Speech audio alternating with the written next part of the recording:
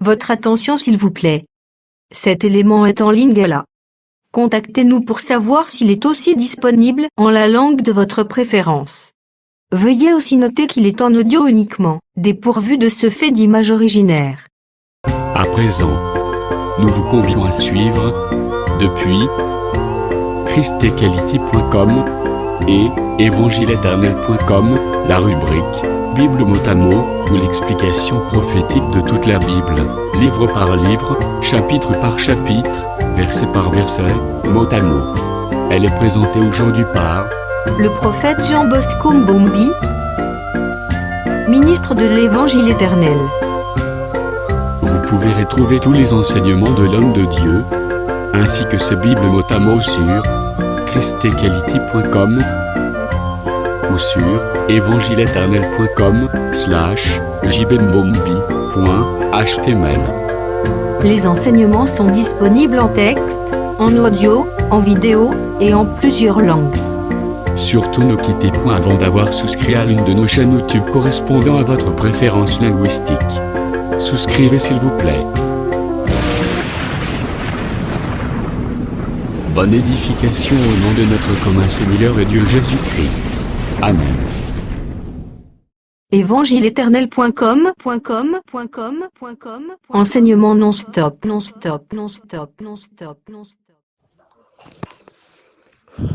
Shalom, shalom peuple de Dieu, vous les amoureux de la bonne parole, vous qui avez l'habitude de nous suivre dans évangileéternel.com, notre site d'habitude. Nous sommes là pour l'étude de la Bible mot à mot. Nous continuons l'étude du livre d'Apocalypse, chapitre 18. Là, je prends le verset 21. Apocalypse chapitre 18, verset 21. Nous sommes en train d'expliquer la chute de Babylone la Grande. J'ai fait la lecture de la parole. Je prends le verset 20 plutôt. Ciel, réjouis-toi sur elle, et vous les saints, les apôtres et les prophètes, réjouissez-vous aussi, car Dieu vous a fait justice en la jugeant. Là, nous disons que la chute de Babylone, son jugement, donne la réjouissance aux habitants des cieux. Pourquoi? Puisque là, nous disons, les saints ont reçu la réponse par rapport au 5e sceau. Apocalypse chapitre 6, nous lisons le 5e sceau. Apocalypse 6, 9. Quand il ouvrit le 5e sceau, j'ai vu sous l'autel les âmes de ceux qui avaient été immolés à cause de la parole de Dieu et à cause du témoignage qu'ils avaient rendu. 10. Il criait d'une voix forte en disant: jusqu'à quand, Maître saint et véritable, tardes-tu à juger et à tirer vengeance de notre sang sur les habitants de la terre? Voyez. Donc, pourquoi il y a la joie? C'est puisqu'ils ont trouvé gain de cause. Voyez. Donc, c'est ce que nous devons comprendre. Il y a de la joie puisque Babylone est jugée. Et quand Babylone est jugée, il faut voir que le temps est venu pour la manifestation des fils de Dieu, selon Romains chapitre 8, 19 à 23. Donc là, nous disons que le jugement de Babylone donne quand même la joie aux habitants des cieux, c'est-à-dire les saints de l'ancienne alliance qui demandaient justice. Là, ils trouvaient gain de cause. De même que tous les saints également, les martyrs de la nouvelle alliance, trouvent gain de cause puisque Babylone, comme meurtrière, chez elle, on a trouvé tous les sangs des prophètes.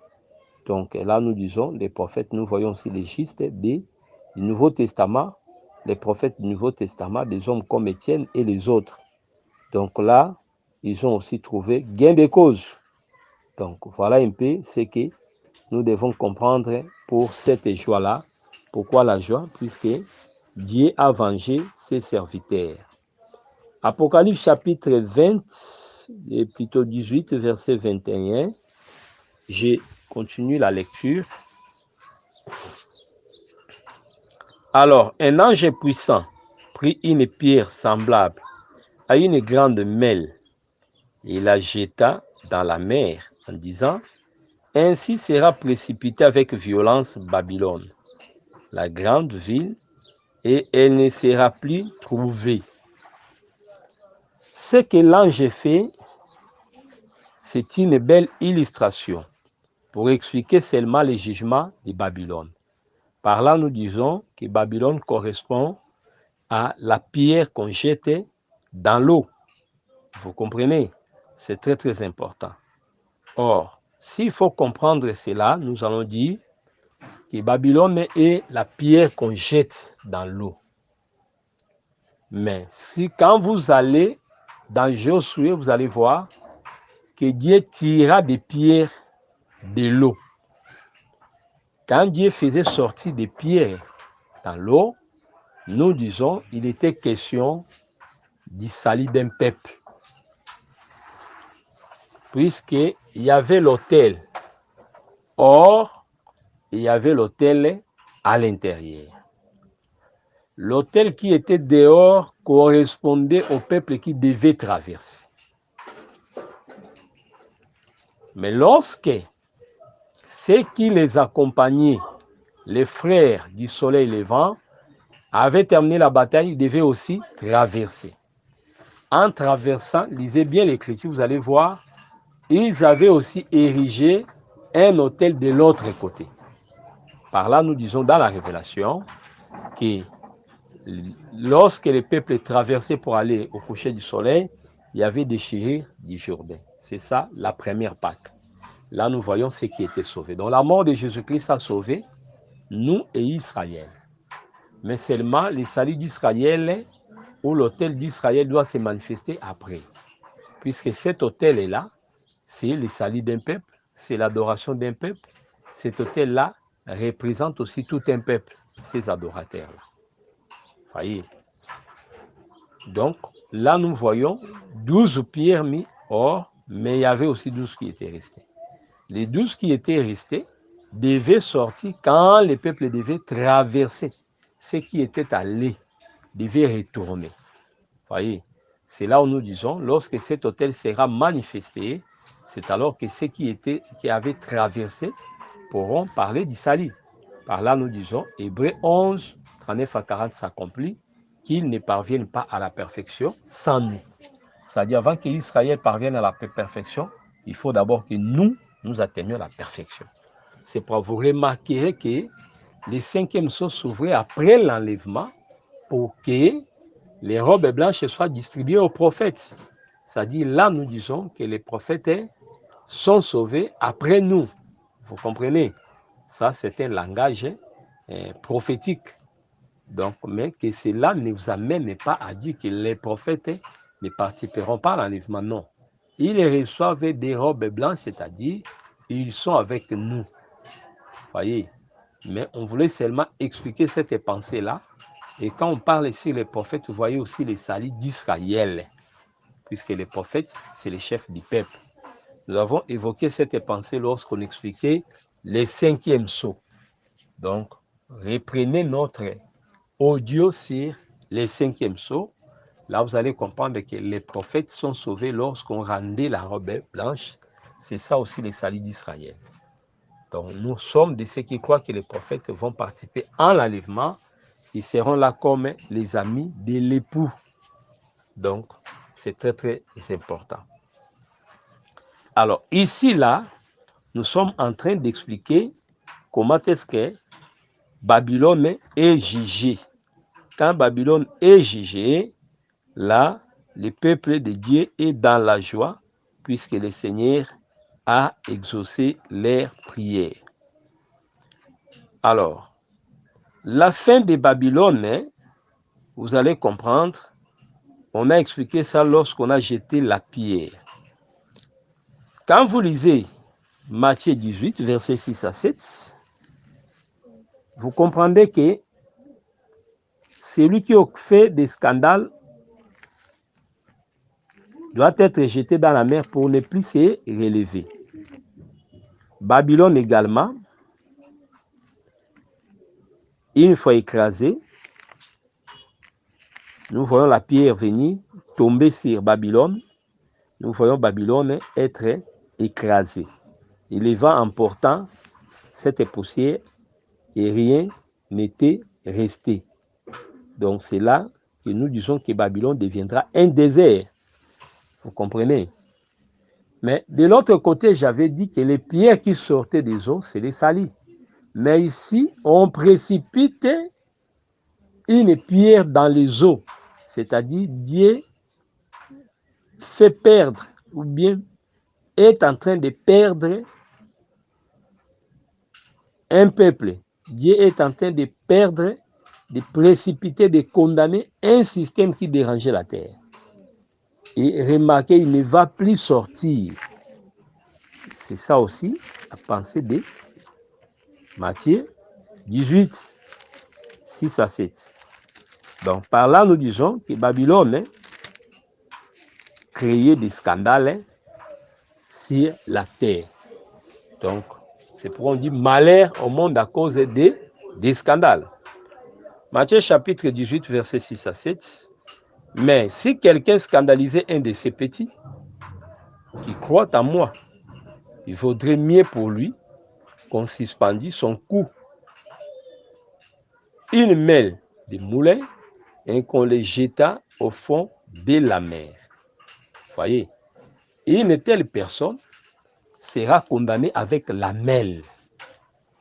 Or, les prophètes expliquent, ou l'ange expliquait la grande pierre là comme étant Babylone. C'est pourquoi nous sommes en train de dire que l'homme qui scandalise les petits, c'est notre adversaire, le diable. Là, nous disons que lorsque Babylone sera précipitée, voyez aussi Apocalypse 20, Satan est lié. Voyez, Satan aussi sera précipité avec Babylone.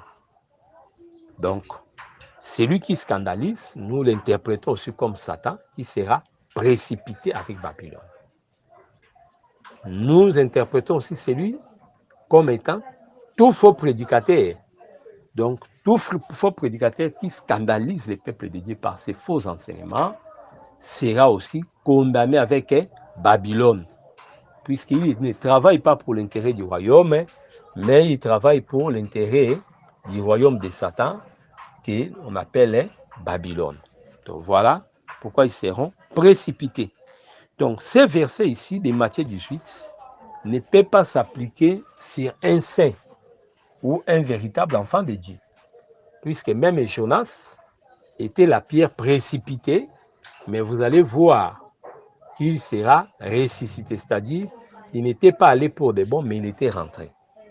C'est pareil avec le peuple de Dieu qui pouvait aller en Égypte, mais Dieu faisait en sorte qu'il puisse rentrer. Qui pouvait aller à Babylone, mais Dieu veillait de sorte qu'il puisse rentrer. Mais quand quelqu'un part pour ne plus revenir, c'est un mauvais signe, c'est-à-dire il est membre de Babylone, Dieu le traite comme Babylone. C'est pourquoi lorsqu'on applique ces versets de Matthieu 18, c'est une façon pour nous de dire que les frères en question qui occasionnent les scandales et qui doit être précipité pour ne plus se relever, c'est un fils de la perdition. C'est ça la compréhension. Mais un véritable enfant de Dieu, même quand on l'excommunie, on le livre à Satan, c'est pour que sa chair soit détruite, mais son esprit soit sauvé. Donc on ne peut pas perdre un bien-aimé. Ces versets ne peuvent pas s'appliquer sur un bien-aimé. Donc quand on applique ça, comprenez seulement que vous voulez dire que celui-là, c'est un fils de la perdition, il n'a pas part dans la chose. C'est comme Simon le magicien. quand Pierre lui voyait, quand vous voyez le langage de Pierre, c'est comme s'il était méchant. Quel est ce pasteur qui n'a pas de patience, qui a un mauvais langage comme ça? Mais Pierre parlait comme un prophète. Il voyait dans cet homme-là qui n'était pas véritable enfant de Dieu. Que même les dons qu'il cherchait là, c'était pour travailler pour le royaume du diable. Il voyait dans les pièges. Voyez, dans un fiel à mer. Voyez, donc c'est quelqu'un que Pierre voyait déjà comme un prophète, qu'il était fils de la perdition. C'est pourquoi une telle personne, quand il prend ce que nous avons, la richesse de cette connaissance, les dons spirituels, il ne fera rien pour le Seigneur. Ils sont nombreux les gens comme ça. Ils vont travailler pour l'ennemi. Voyez. Donc, ils vont chercher les gains sordides à partir des dons qu'ils ont. Par là, nous disons qu'il faut faire attention avec des gens qui sont au milieu de nous, mais qui ne sont pas les nôtres. Mais il y a des bien-aimés aussi qui sont les nôtres. Il ne faut pas appliquer sur Matthieu 18. Puisque là, quand ils tombent, c'est pour un temps, mais le Dieu qu'il sert, il peut les relever. C'est comme ça. C'est que appliquer Matthieu 18, il faut que ces versets s'appliquent avec discernement dans l'Église. Puisque celui qui occasionne des scandales, qui scandalise un de ses petits, ce n'est pas n'importe qui, mais c'est Satan, notre adversaire. C'est pourquoi il sera précipité avec Babylone. C'est pourquoi la 7e coupe-là, nous l'avons dit, que ça touche Babylone, puisque Babylone n'est qu'en quelque sorte celle qui accompagne. Puisque lorsque les cavaliers allaient, on dit, et les séjours des morts l'accompagnent. Les séjours des morts, c'est la fausse église. C'est pourquoi lorsque la fausse église est précipitée comme la pierre, comme Babylone, de l'autre côté, voyez aussi celui qui scandalise. Vous comprenez un peu? Donc là, il est question de Satan. C'est très très important. Là, nous donnons un conseil que n'utilisez pas abusivement Matthieu 18. Quand on doit jeter quelqu'un selon Matthieu 18, c'est-à-dire il ne se relèvera plus. On ne doit le faire que pour les fils de la perdition. Si quelqu'un, malgré son mauvais comportement, n'est pas fils de la perdition, n'appliquez pas Matthieu. Donc c'est un jugement, sinon c'est un jugement sur vous-même qui posez cet acte-là. Donc c'est pourquoi ne faisons pas des choses par précipitation ou par motif impie ou par, je ne sais pas, quel sentiment, par rancune, mais accomplissons l'écriture, la parole de Dieu. Donc quand Pierre pouvait dire comme ça, comme un prophète, il voyait la situation spirituelle de cet homme-là. Si dans une église, on peut aussi appliquer Matthieu 18 sur une sœur, un frère, c'est-à-dire nous sommes au point du non-retour, que nous comprenons que celui-là n'est pas le nôtre. Il doit être mis hors d'état de nuire. C'est ça la pensée. Alors, nous continuons notre pensée pour dire que le verset 21 qui explique l'ange qui jette la pierre, et cette pierre est regardée comme Babylone, nous disons que Dieu montrait par là que la fin du faux culte était arrivée. Babylone précipitée comme elle était la mer, voyez, des abominables, toute la superstition provenait d'elle, c'est-à-dire quand Babylone tombe, on ne peut plus voir des faux cultes. Voyez, je prends d'abord Jérémie 51, 60 à 64, et puis nous allons expliciter notre pensée avec les rois. Je prends Jérémie 51, 60 à 64. Jérémie 51. Je lis au nom du Seigneur Jésus-Christ.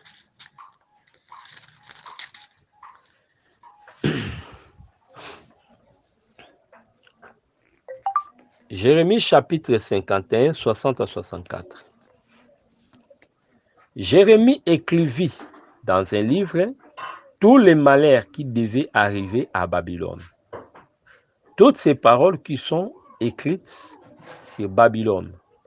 Jérémie dit à Séréja, lorsque tu seras arrivé à Babylone, tu auras soin de lire toutes ces paroles. Et tu diras, l'Éternel, c'est toi qui as déclaré que ces lieux seraient détruits et qui ne sera plus habité ni par les hommes ni par les bêtes, mais qu'il deviendrait un désert pour toujours. Confère Ésaïe 13. Et quand tu auras achevé la lecture de ces livres, tu attacheras une pierre. Tu y attacheras une pierre et tu le jetteras dans l'Euphrate. Et tu diras, ainsi Babylone sera submergée. Elle ne se relèvera pas des malheurs que j'amènerai sur elle. Ils tomberont épuisés jusqu'ici sont les paroles de Jérémie. Donc lorsque Israël était allé en déportation, Séréja devait lire auprès des captifs. Mais lorsque les captifs écoutaient la lecture, l'esprit de cette lettre-là au livre, ils savaient que Babylone ne resterait pas impunie. Là, vous voyez Jérémie 25, versets 10 à 12. On dit, après les 70 ans, moi l'Éternel, je châtierai les rois de Babylone. Vous voyez, c'est-à-dire Dieu voyait aussi la chute de Babylone. Malgré que Babylone régnait, mais il y aura un temps où Babylone va tomber pour ne plus se relever. Or, remarquez très bien, lorsque Babylone antique était tombée, puisque la prophétie ici concernait Babylone, Dieu montrait seulement que Babylone devait tomber et qu'Israël devait sortir. Vous voyez, c'est pourquoi nous disons que la chute de Babylone, l'issue sera dans la joie, puis ce serait le temps où maintenant le Fils de Dieu devait être manifesté. Vous voyez. Mais la Babylonie antique, quoique tombée entre les mains des Mèdes et des Perses, mais ces vestiges étaient là. C'est que quand on parle de Babylone, qu'on ne retrouvera plus Babylone, au fait, cette pensée-là des écrits de Jérémie était une prophétie pour les temps à venir, où il y aura Babylone et la grande, mais quand le Seigneur va les faire abattre, il n'y aura plus de traces pour cette Babylone. C'est pour les cultes emportés par Babylone, quand vous lisez la suite, vous allez comprendre qu'il n'y aura plus de culte. On ne verra plus ces choses-là. On ne verra plus le culte, ni commerce, ni quoi que ce soit. Vous comprenez? C'est ça la pensée. C'est pourquoi vous allez remarquer, lorsque Jézabel était précipitée, puisque quand Jézabel tombait, c'était l'accomplissement de « elle est tombée Babylone ». Vous comprenez?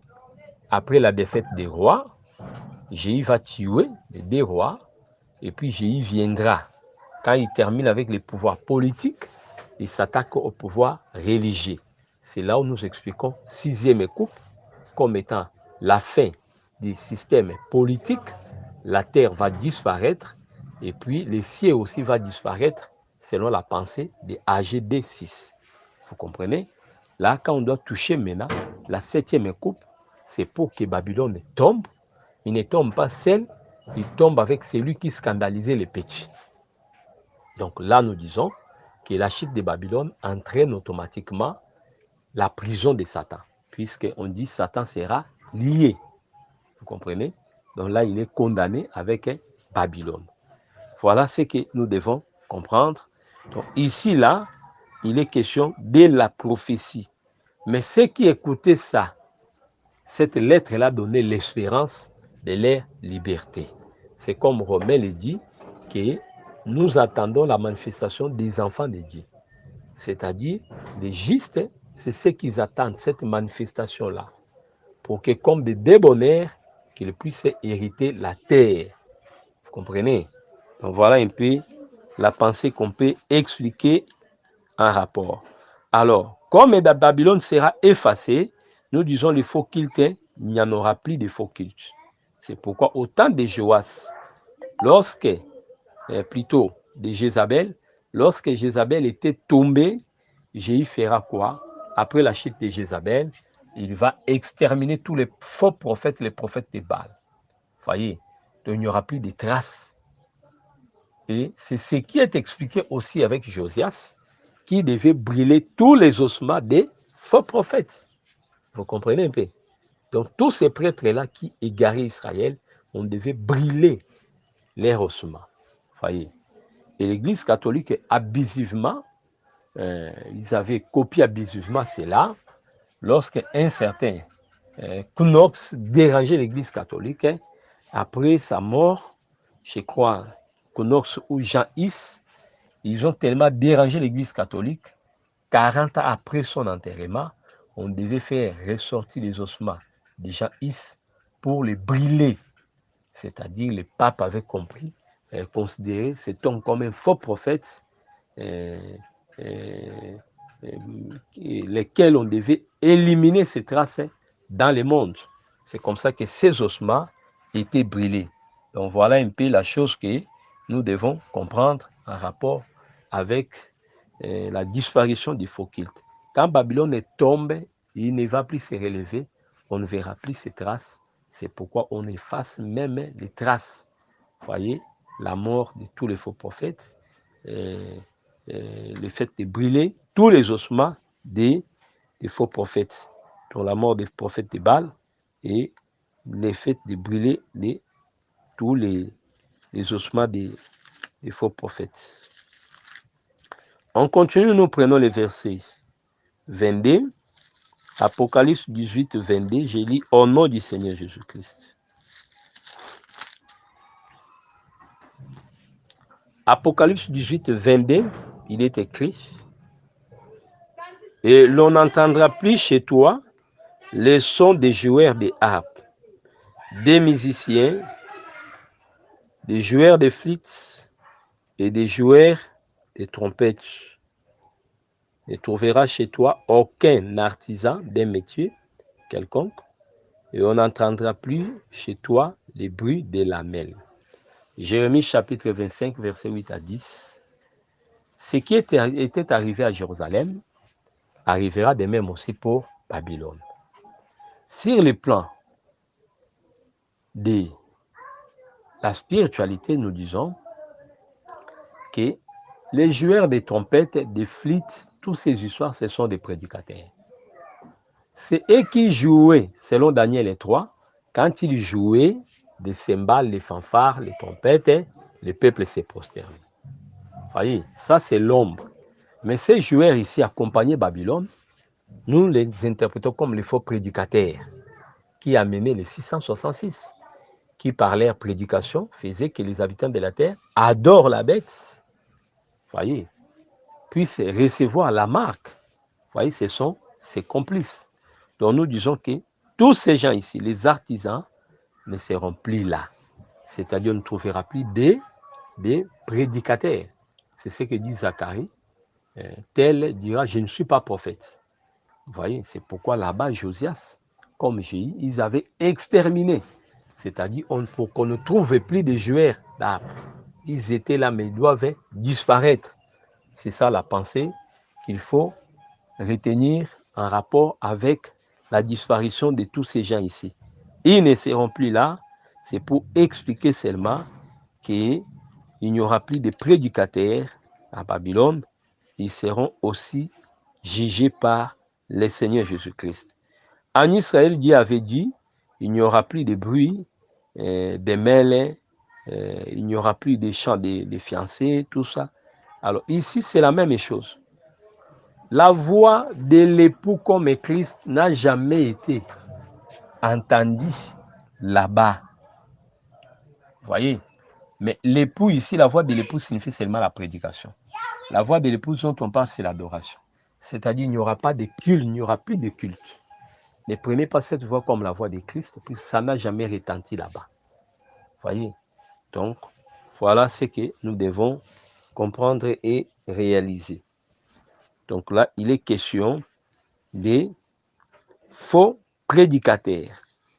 Si nous descendons les artisans, nous les prenons, nous savons que les ministres sont des artisans, Mais quand nous descendons, nous disons aussi que le Vatican, les prêtres, les catholiques ont toujours des techniciens, des ingénieurs, tous ces gens qui travaillent.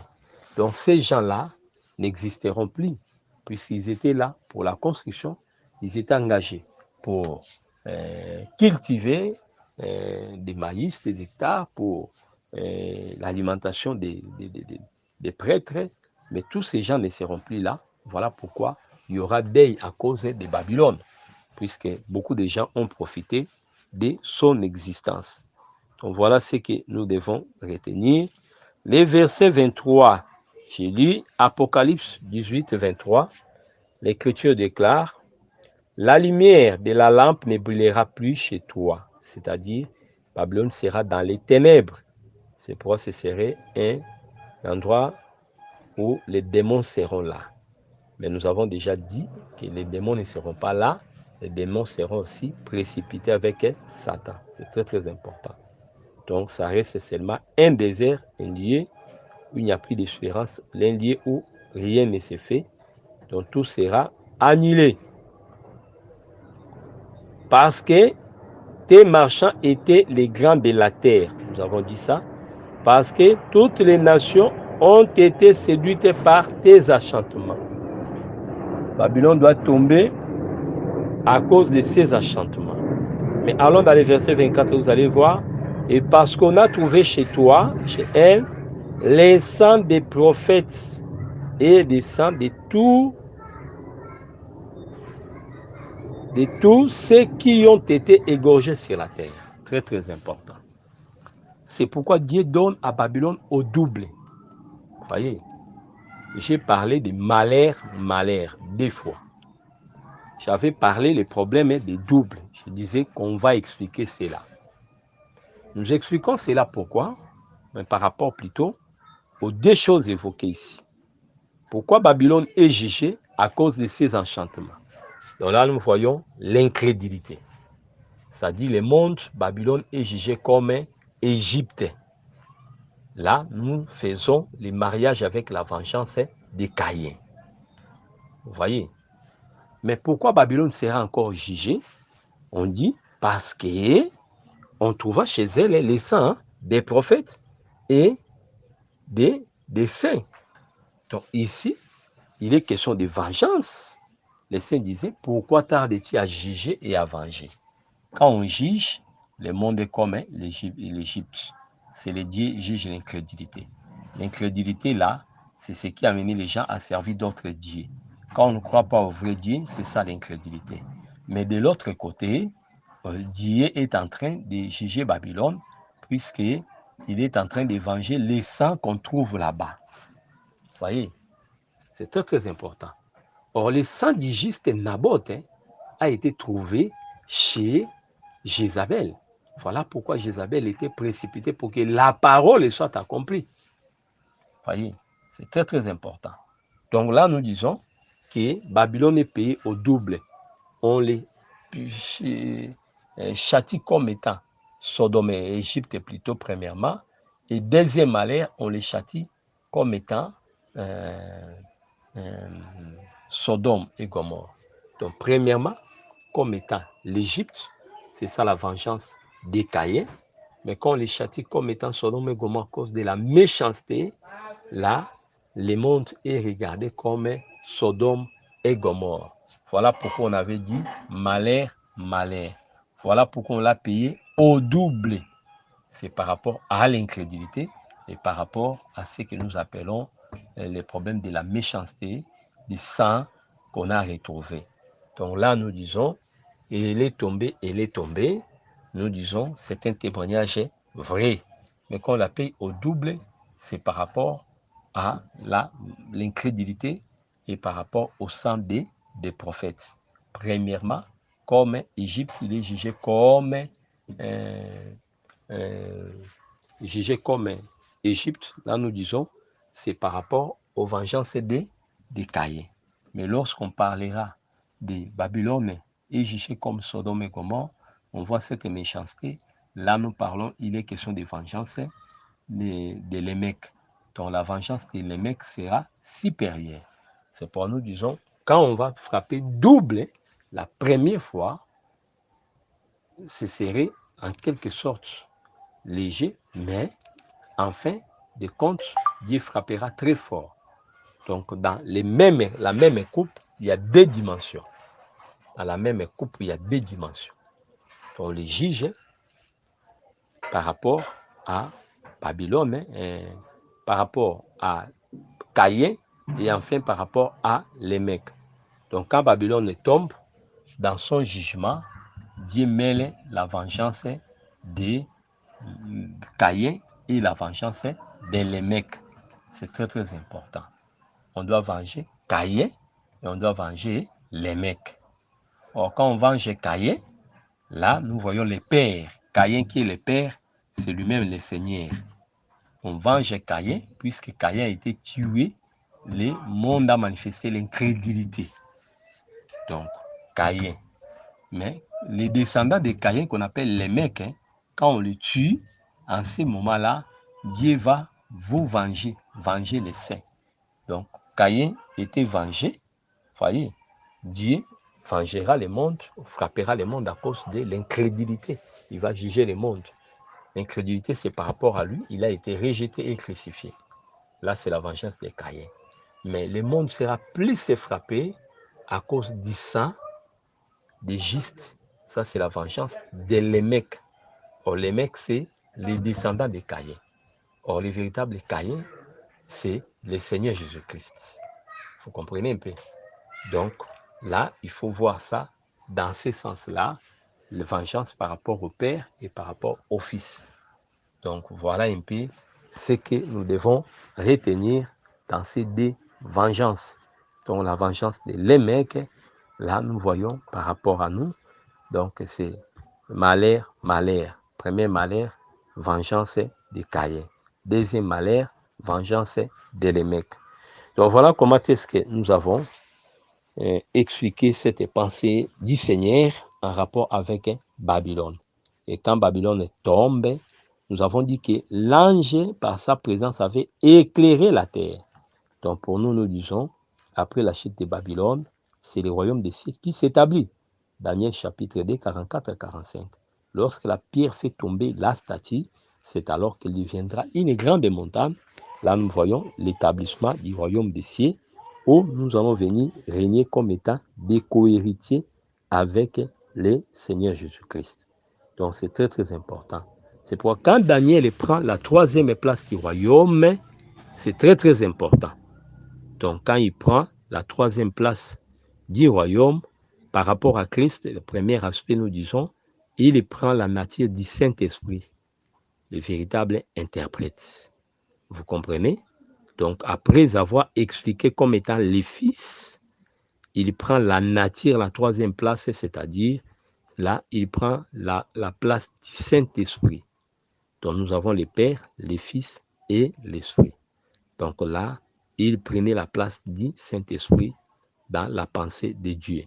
Mais cette troisième place du royaume explique aussi notre règne pendant les règnes des millénaires, puisque la première place, c'est pour Dieu le Père lui-même, deuxième place, c'est pour son Fils, et troisième place, c'est pour les co-héritiers.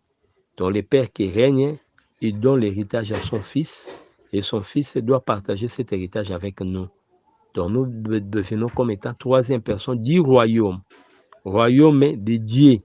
Dieu lui-même règne là-bas, il ne règne pas seul avec son Fils. Et son Fils a des gens qui croient en lui, et ces gens-là vont aussi régner avec lui. Donc, il représente la troisième place dans les royaumes. Que le Seigneur Jésus-Christ vous bénisse. C'était bien votre frère, le prophète Jean Bosco Mbombi, Kinshasa, RDC, Massina, quartier 3, Église des Saints. Les contacts et coordonnées, plus 243 89 541 88 90, plus 243 89 541 88 90. Que Yehoshua HaMashiach vous bénisse. Soutenez les hommes de Dieu pour ce travail. Combien excellent. Soutenez notre site qui vous permettent de pouvoir recevoir des enseignements qui vont émerveiller votre vie et qui vont faire avancer votre connaissance. Que le Seigneur Jésus-Christ vous bénisse. Merci d'avoir suivi ce message et que Jésus-Christ vous bénisse. Si vous avez une question à l'intention de l'homme de Dieu, si vous voulez que l'homme de Dieu prie pour vous, si vous voulez vous confier à l'homme de Dieu, ou si vous voulez tout simplement bénir l'homme de Dieu, contactez-le directement si ses coordonnées sont disponibles depuis sa page. Sinon, contactez-nous et nous lui transmettrons vos préoccupations. N'oubliez pas de faire un tour à notre page évangélisation pour voir en quoi vous pouvez vous rendre utile à Christ par cette œuvre. Que Dieu vous bénisse tous. Amen. ChristQuality.com. Les cieux en un clic de la souris. Évangile-éternel.com, le site de l'Évangile éternel. Christ et Quality Fondation, équilibrer la manne ramassée dans le désert de sorte que chacun ait un eumère.